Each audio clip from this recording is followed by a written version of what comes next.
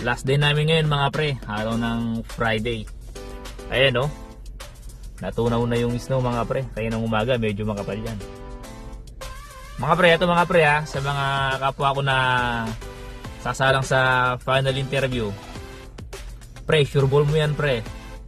Sasabihin ko lang pre, sure ball mo yan. Kasi pagkatapos ng final interview na yan pre, hindi natin alam mga pre kung kailan muli sila magkakandak ng interview mga pre. Kailan muli yung manpower pooling. Kaya pre, kunin mo yan. Kunin mo yung interview na yan pre. Dapat masama ka sa slot. Sana mapasa mo yan mga pre. Ako yung nagsasabi mga pre, kahit pa paano magkakaroon ka ng work-life balance.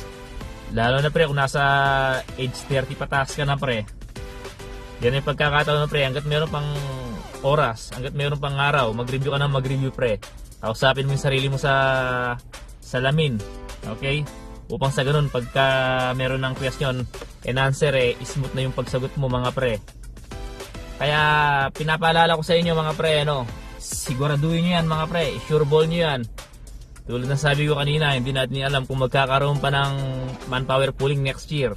Kasi halos 3 agency yung kinuha ng pre. Ibig sabihin marami ang aplikanteng kinuha na dadalhin dito. Kaya sana kasama ka sa papasa pre at magkita tayo rito Inaasahan ka ng pamilya mo pre, inaasahan ka ng mga parents mo, inaasahan ka ng mga kapatid mo. Okay, huwag mo nga ayan pre, ayan na pre ayan na. Kaya ang gagawin mo lang, galingan mo. Paano mo gagalingan mga pre? Tulad ng sabi ko kanina, mag-review ka na. Hanggat meron pang oras, mag-practice ka na. Kausapin mo yung sarili mo sa salamin.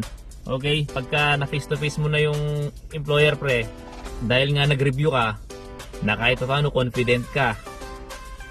Okay? Baon ka ng pre baon ka ng lakas ng loob at saka baon ka ng kalaman. Kaya mo yan pre, naniniwala ako sa'yo. O sige mga pre, muli ako si Kadiskarting Butcher na nagsasabi mag-ingat po kayo palagi and God bless all.